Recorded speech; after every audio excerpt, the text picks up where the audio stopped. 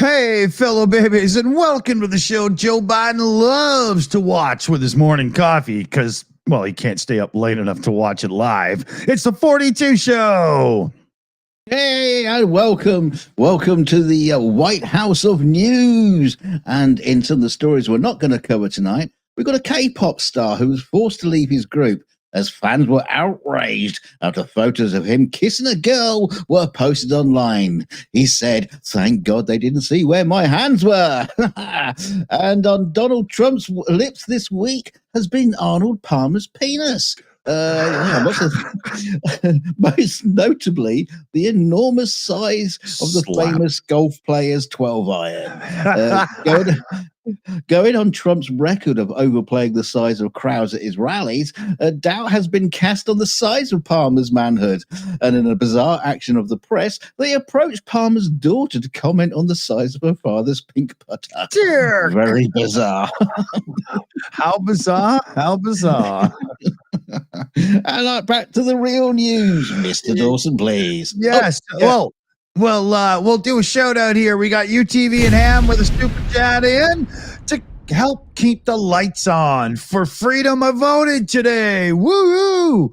All right. Good news, UTV and Ham. Awesome. And, you know, at the end of our last show on Tuesday, we had a $10 tip come in. It only showed in PayPal because the other services we use stopped working. So I don't want to shout out the person's name because I only got their real name through PayPal. So give me a shout in the chat if it was you and we'll get caught up with you. Thanks, Jeff Bigglesworth. Yeah, exactly. So there was a big announcement from Biden, and the G7. Let's be fair here. $50 billion loan is going to Ukraine, and the loan is backed by frozen Russian assets. So, in other words, just here's a load of cash. I think we can do without it. We found this stuff down the back of the sofa. Yeah. Vance found it when he was cleaning a sofa. Yeah. So it's backed by interest secured on Russian government assets frozen by the political and economic group of wealthy nations, the G7, right? Biden said it was that the United States will cover $20 billion of it, which will be paid back by the interest earned from the mobilized Russian sovereign assets. In other words, Ukraine can receive the assistance it needs now without burdening the taxpayers at all. And, Biden and the whole Democrats are really trying to get that message across right now because it's that whole political thing with an orange painted asshole and somebody that should be in office. More of these quotes here. These loans will support the people of Ukraine as they defend and rebuild their country, and our efforts make it clear tyrants will be responsible for the damage they cause. Countries in the G7 are Canada, France, Germany, Italy, Japan, the United Kingdom, and the U.S. imposed heavy sanctions since this has all been going on. But this is nice to see because Russia's been squabbling and saying in the background all over this seized money that it's theirs, and so is the interest. This will properly piss off Russian people because the interest is now going to their enemy. Well, people that shouldn't be their enemy, but are. The Russians have even described it as 21st century piracy. Oh, and what's stealing a nation, you fucking... We're borrowing it. We're just borrowing it. We're going to give it back, honest. Yeah, exactly, right? So I like the idea behind it. I think, though, we could go a little further and not just play with interest, but start handing over some of the money as well, because G7 in its entirety all agree that Russia has to be made to pay reparations to help Ukraine be fixed after this atrocity is over. And as such, well, you've already got their cash. Just give it to them. But I'm a little extreme in my views on this situation. So, fuck them. Yeah, maybe they'll give it to them down the line, and at the minute just keep giving them the interest. That's still a lot of money. It is, and keep it up too, though, right? Don't be holding back now. Like, just start cycling it over every month, right? But yeah, good. And talking about weird shit with money, A woman called Bethan Guy, which is an odd name for a girl, but Bethan Guy, bear with me on this one, but Bethan Guy, a 29-year-old OnlyFans content creator from Swindon, has narrowly avoided a prison sentence after being convicted of blackmailing a married man who subscribed her but to adult content. Yes, the guy had demanded £450 from the man, threatening to expose his involvement with her OnlyFans page to his wife if he did not pay up. When she later demanded more money, the man, deeply distressed and fearful of losing his family, contacted the police. Guy was arrested and charged with blackmail, a crime that carries a potential prison sentence of up to 14 years. And in December 2023, she pleaded guilty to the charge, and her sentencing was initially deferred to allow her time to show good behavior, dirty bitch, in maintaining employment. I don't know if they mean a proper job or in their OnlyFans. It's very bizarre. I'll tell you what, your OnlyFans account is empty if you have to blackmail somebody for $450, pounds, whatever. You know what I mean? Like, this is what the... Yeah. You know? Despite this severity of the crime, delays in the court proceedings meant that Guy was only sentenced in October 2024. Judge Jason Taylor handed down a 2-year prison sentence, but he was suspended for 2 years, meaning she will not serve time unless she violates the terms of her suspension. Guy was also ordered to complete 225 hours of unpaid community work, I'm assuming not on OnlyFans, undergo mental health treatment, and participate in rehabilitation sessions. It wasn't physical labor, I'll tell you. Yeah. But work up a few pounds. Can I just point out here? Look at these pictures, dude. This is a classic case of how not to use Photoshop and the filters and stuff, right? Look, it's this one here. Look at this one. Let me just zoom that in for everybody. That's just a rabbit. And then now go back to the original picture. Yeah. Go back to the original one. There she is. Yeah. Not the same person. Yeah. So how do you turn Miss Piggy into Jessica Rabbit like that? I don't know. But, additionally, she was ordered to repay the £450 she extorted from her victim with monthly payments of £50. It was only £450. God damn it. The victim described the emotional and financial toll of the blackmail, stating that he felt trapped and helpless during the ordeal. Detective Constable Emma Rossiter commented on the case, highlighting the rise in blackmail cases linked to social media platforms and reminding victims they are not to blame for such crimes.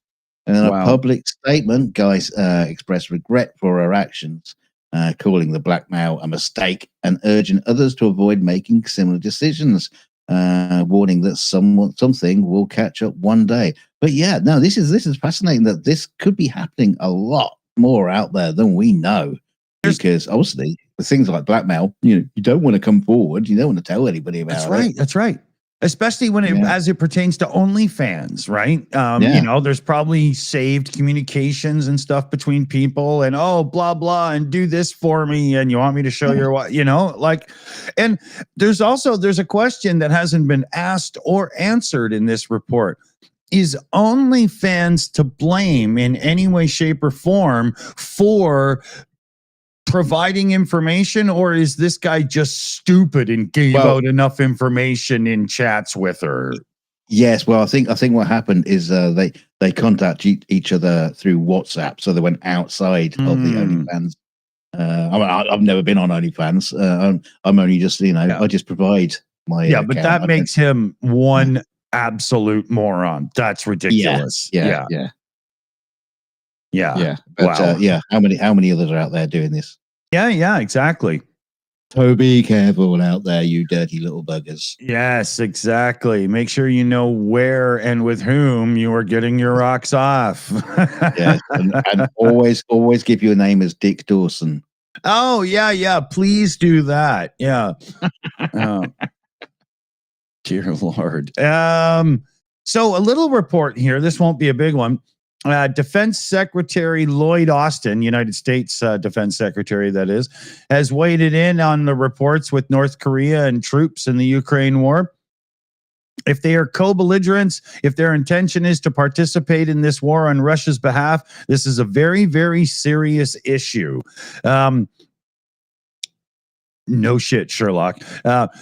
Austin was returning from his fourth visit to Kyiv, where he announced a $400 million package of U.S. weapons for Ukraine. That's weapons specifically, not like these other package announcements are all-encompassing, but this was a chunk of, right?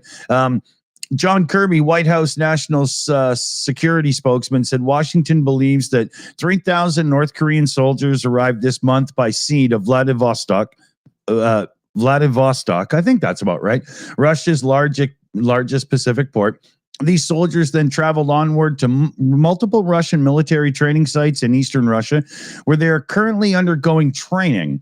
Kirby said on Wednesday, we do not yet know whether these soldiers will enter into combat alongside the Russian military, but it's certainly a highly concerning probability.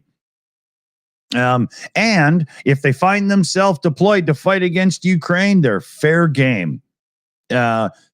They also, North Korea, of course, is accused of exporting ballistic missiles and artillery shells and so on that have already been found on Ukrainian soil.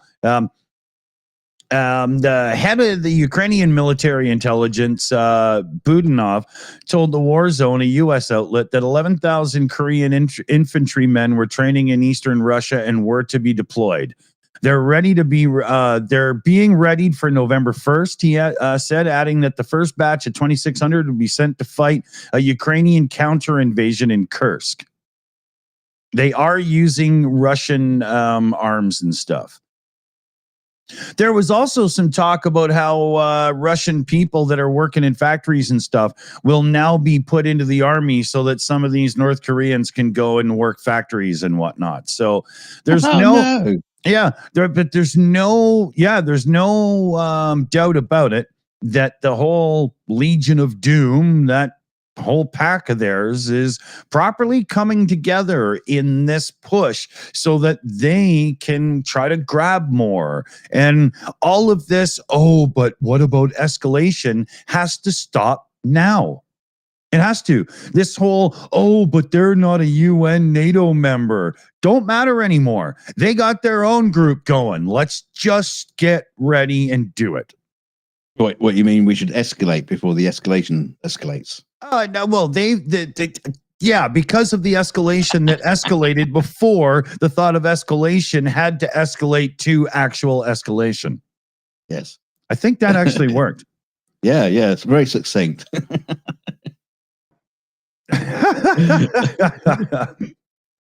So, okay, there's another group of pictures for your next one that should be good too.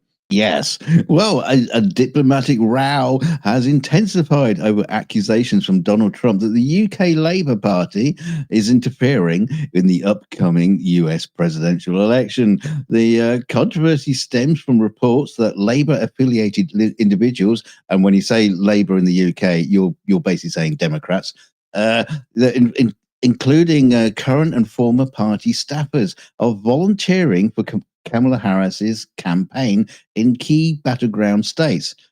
Trump has labeled the involvement as a blatant foreign interference and accused Labour of making illegal foreign contributions, despite the fact that the foreign nationals can legally volunteer in US elections as long as they're not compensated.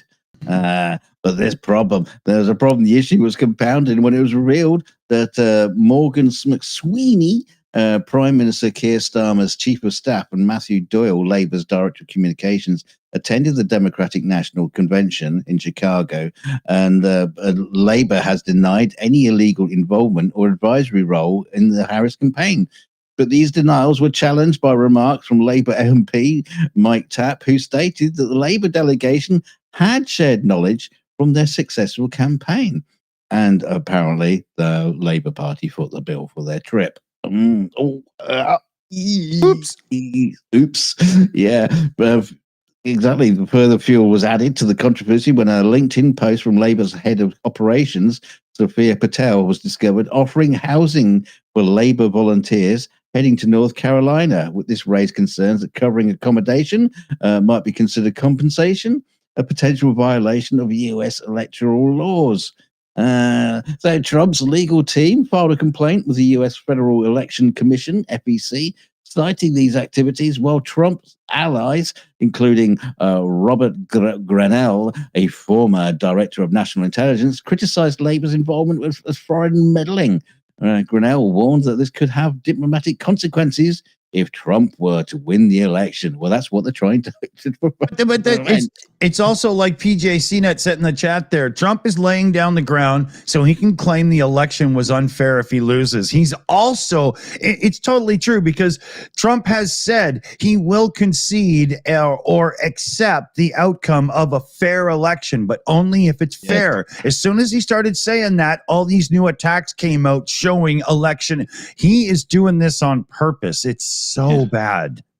Yeah. Oh, the funny thing is, I think other countries should get involved with the electoral. I think they should get involved and interfere as much as they can, because quite frankly, we are talking about the president of the United States. Yeah. One of the most powerful and influential countries in the world. What are you pointing at me for? No, I'm pointing at the Canadian flag behind me, and I was going to say, I mean, you're a Brit, I'm a Canadian. We're sitting here talking about it every couple of nights. I thought you were pointing at me, so Trump's going to say, "Oh, no, it was all Dunk's fault." yeah. Electoral interfering from the Green Man. Yeah. Hashtag Dagobah interference.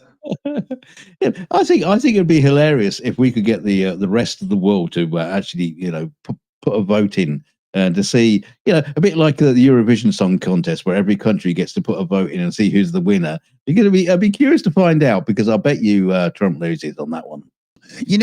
I think that America has missed a trick, because what y'all should do is do a contest on TV, the masked president, and you could just do it like that.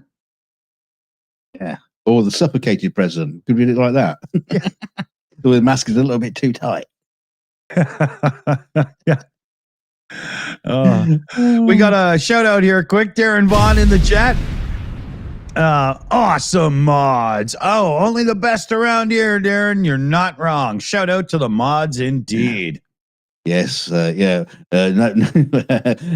expense spared on the mods. Yeah. So T-Mobile, big cellular provider company in America, they're the kind of company that makes so much money that they can treat their customers pretty good, right? Yeah, wrong. So it was down to the one person in a comments thread about what's going on. Was literally left saying to them, "But hey, T-Mobile, I'm still alive."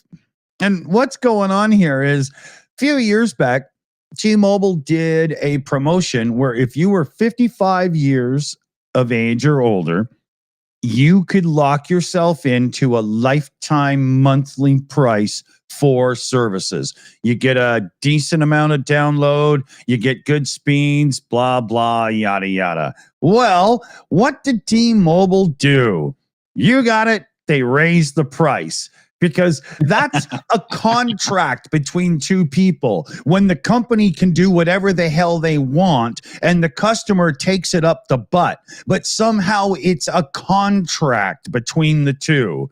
Am I the only one confused by this? But that's what they've done. And the FCC in America has already gotten 2,000 complaints, and it's growing fast because this has only just happened.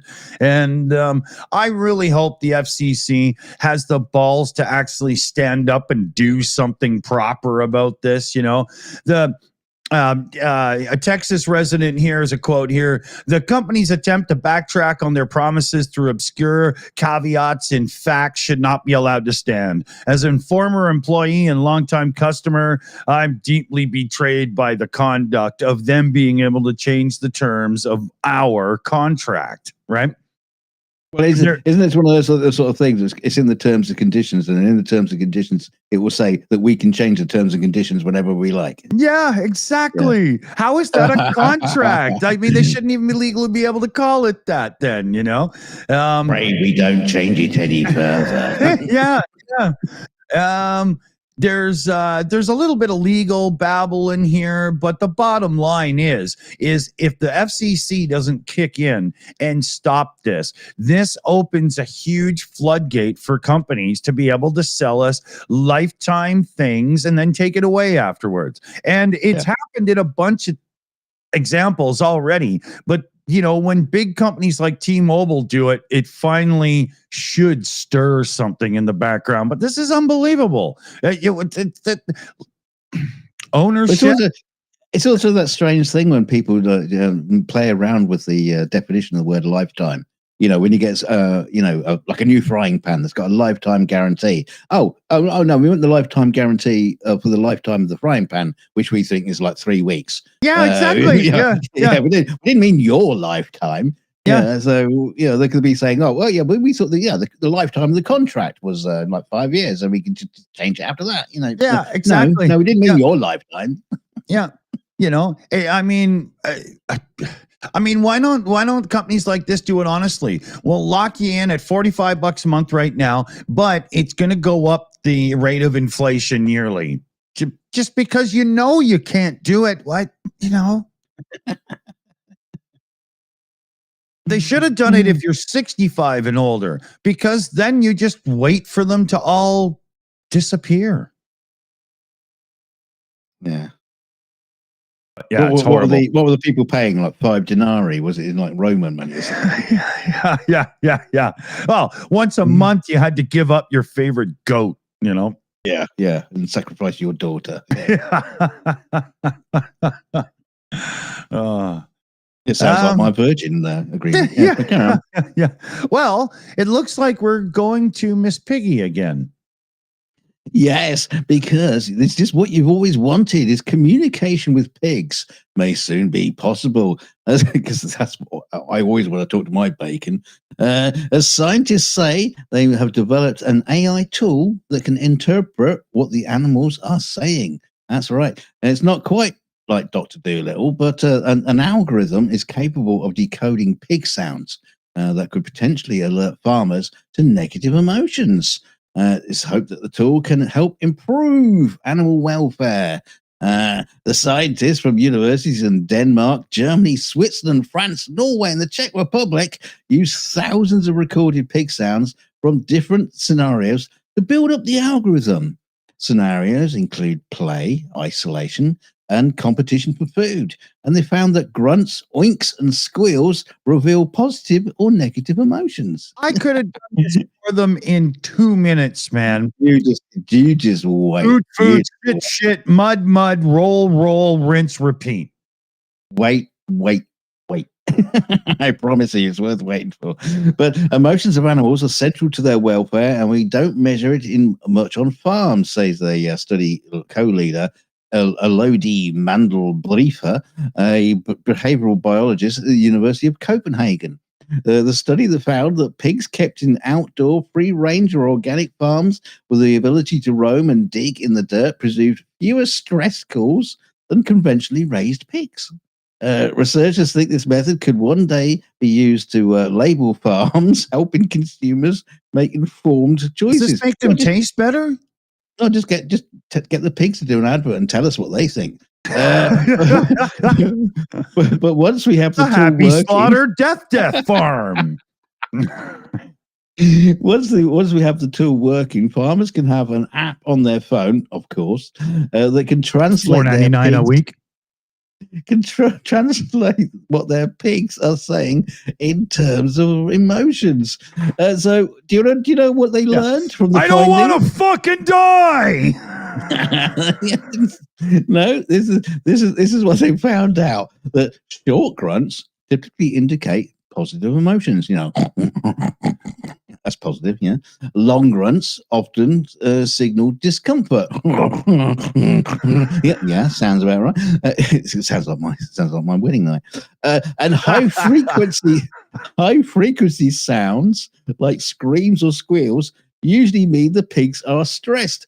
Who the fucking needed an app to tell you that? Yeah. Every time I step on its tail, it does that flip out thing. I'm just. I don't understand. But why is my pig squealing like a pig? Oh, maybe because it's stressed. Oh, is that why it's squealing like a pig? Oh no. Who'd have thought? Yeah, and the term squealing like a pig, because it's always used to refer to happy girls at their birthdays, right?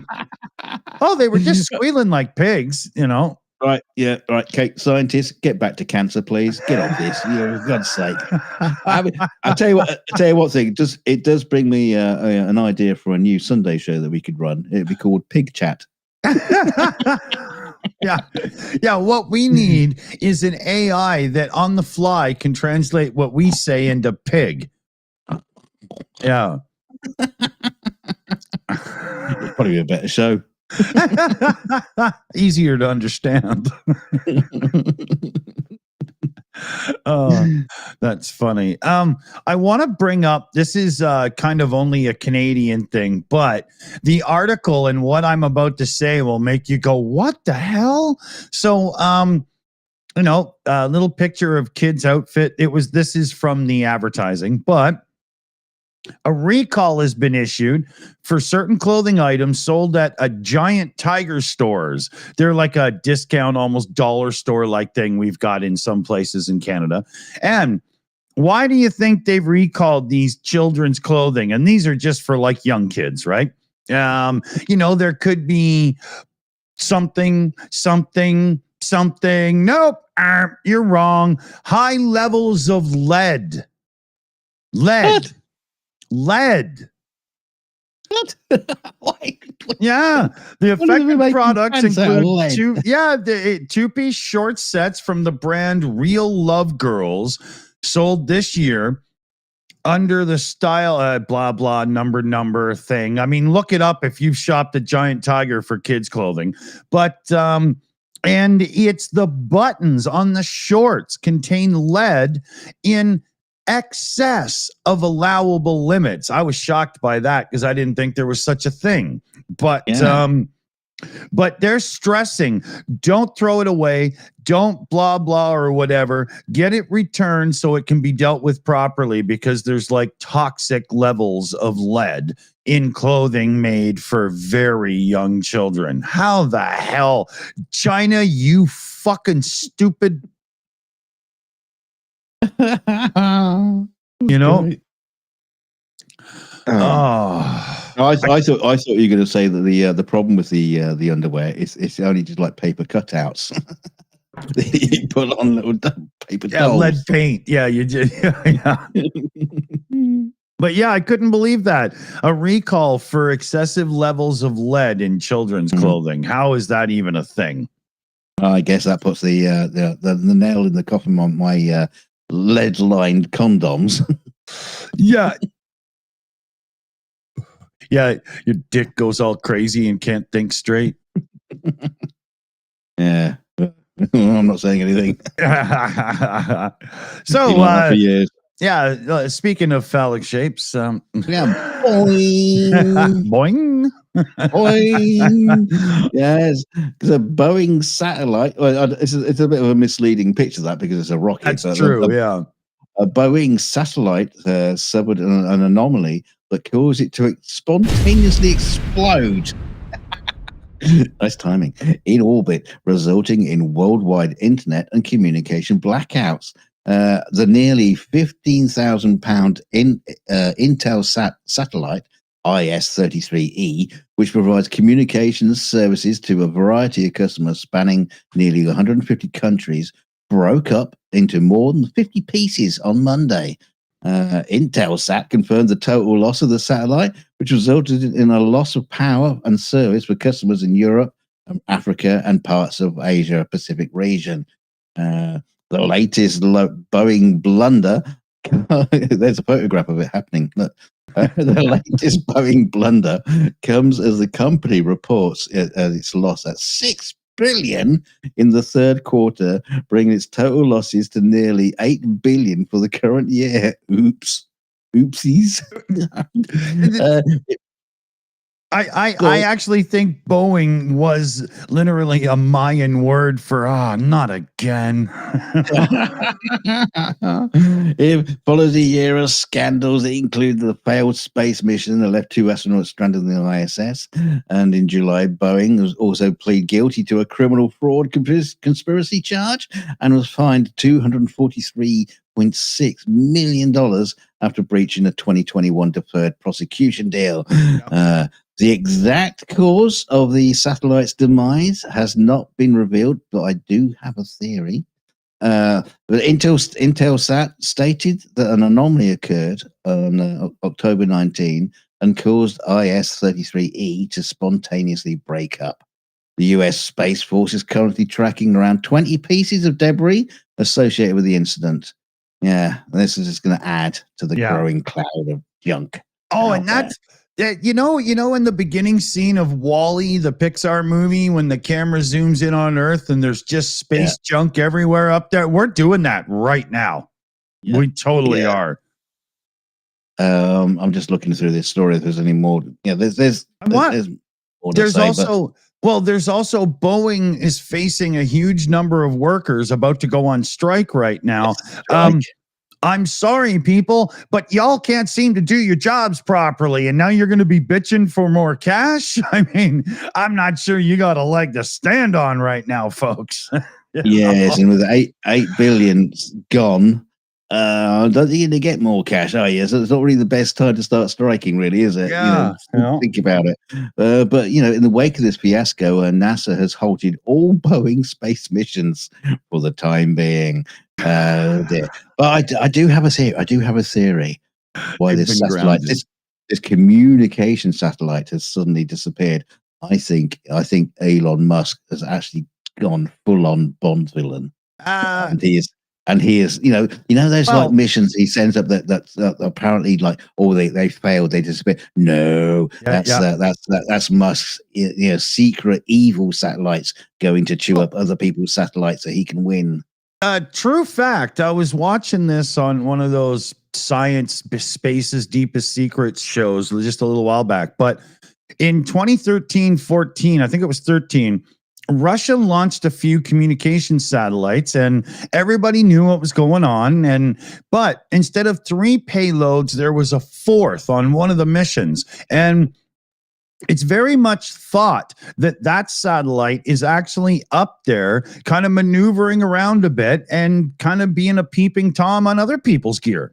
So why not put one up that could, go pew, fuck you and whatnot and so on. There's probably a whole bunch of that shit waiting to go. And Elon's launching his own crap. Why wouldn't he put up some angry, rosy bot? There's also that secret space plane that the Space Force use, and I think that's on its way back from a mission. I think maybe this is just on its home trip. It goes, come on, this is we can take it out. Go on, exactly, go on. yeah. But what were the countries that had communications issues because of this one again? Hang on, I've lost it. Because that would be a clue. Oh yeah, sorry, I moved on to the next story. It was. Sorry about that. That's the question. I should just bloody know it, but I'm going eye blind. I can't see it. Oh, Europe, Africa, and parts of the Asia Pacific region. Huh. Yeah, I'd be interested to check that out and see what's going on. I want to bring up an article here quick before we go. I won't go into the whole thing because the time and whatnot, but location tracking of phones. If you think it's just, where am I when I open my app or something, think again. There's an app called Location X, and it's owned by some real asshole company. So the technology is doing this vast data collection. So A person passed by a home improvement store, drove on a highway, visited a church, crossed into Florida, and finally stopped at a clinic where the phone indicated the person stayed for 2 hours before leaving and returning home. And this was all following somebody going to an abortion clinic in a state outside of where they live. So figure out that kind of tracking, right?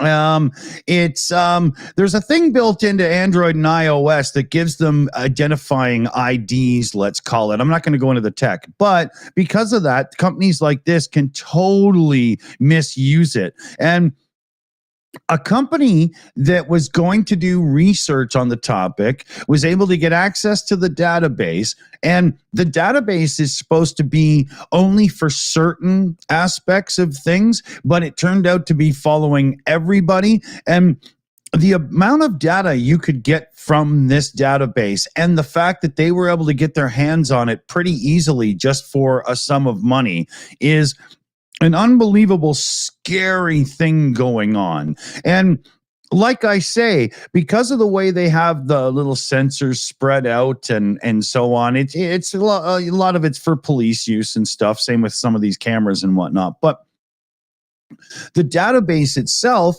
is not just for police use, and it's collecting all this info. And so you end up with, you can map people's behaviors. You can see where they're driving. You could sell that information to other companies for advertising purposes or nefarious purposes. And it's all just kind of not that hard to access if you feel like spending a few bucks and signing up. It's unbelievable. Unbelievable. And this is going on right behind us. You know, they sell us these super expensive phones, expensive apps, subscriptions, blah, blah, but none of it's enough. And they have to do all of this to us in the background to make more money. That's what the reality is of today. It's awful. Yeah, I hear they put tracking devices in your underpants these days. I found one and it had gotten scarily close to somewhere it should not be going. So... into the black hole. Yeah, you don't come back, motherfucker. So let's see here. We got to thank everybody for joining us, and we'll thank the team and everything in the credits. And be cool out there, everybody. Tomorrow, 42 show, and 42 minutes later, where we get to do a little bit of hangout and expand on what's happened over the week. Because holy, yes, we will. A lot. We will engorge ourselves. Yeah. So grab a drink and see you tomorrow, fellow babies. Bye-bye. And a big shout out to our team who do everything for us in the background, like mow the lawn, trim the hedge, and sometimes even the laundry. We got Annette, BJ, CNET, Shayna Caldwell, Chris Lundy, and Super Chat Matt.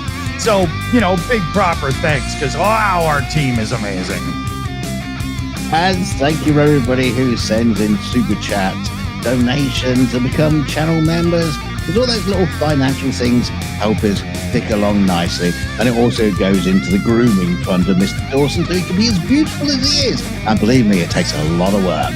And what else am I going to say? Don't forget to hit like on the way out. I'm going to do it right now, so you just do the damn well same. And don't forget to share us out. Share us out on social media. Share us out in the streets. Share us out in space.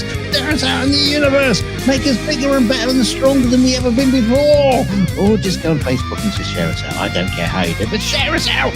And we'll see you all tomorrow, I guess. The 2 shows. So come along.